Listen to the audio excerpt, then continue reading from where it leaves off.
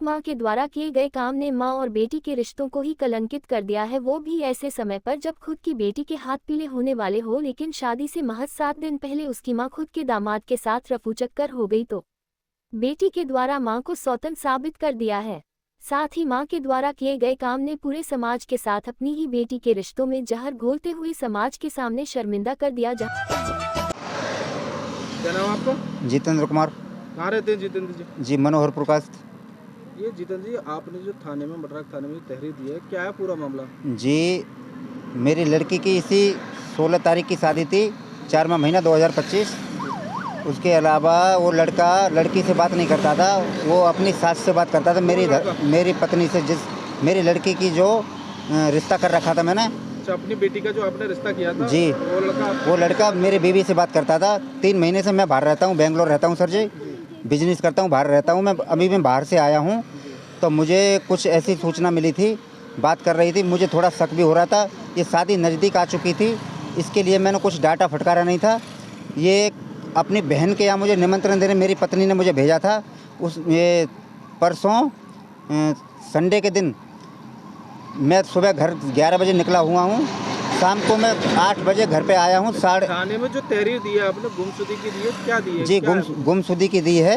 किसकी गुमशुदगी की रिपोर्ट? लड़के के साथ में है, जो धर्मपत्नी जो मेरी थी, वो उसी लड़के के साथ में गई हुई है। दोनों की मिनट में 24 घंटे के अंदर 22 घंटे बात हो रही थी। मैं घर पे नहीं था, इसीलिए मुझे कुछ कन्फर्म नहीं था। इतनी मुझे मालूम जरूर था, 22 घंटे उसी लड़के से बात हो रही थी। अच्छा, आपकी जो बीबी है, आपने जो अपनी बेटी के लिए जो लड़का देखा जी, था, उनके साथ चली गई है? उनके साथ गई है। वही लड़का मेरी बीबी से ही बात करता था, लड़की से बात नहीं करता था। वो मेरी बीबी को लेके फरार हो गया है। और सर, उसमें कम से 3.5 लाख कैश रखा हुआ था शादी का, और उसमें 5 लाख 5.5 का लगभग जेवर लेके फरार है। क्या तारीख को फरार हुई है? जी, ये परसों 6 तारीख थी। 6 तारीख को शाम को 4:30 बजे घर से निकली हुई है। शाम को मैं आने के बाद 8 बजे आया हूँ। मैंने कॉल करा था, 2-3 टाइम मैंने रिसीव करा तो अपना स्विच ऑफ कर लिया। जो लड़के के पास मेरा 10:30 बजे तक मैंने कॉल कराया, वो बार झूठ पर झूठ बोलते जा रहा था कि मुझे मालूम नहीं है, ये है वो है।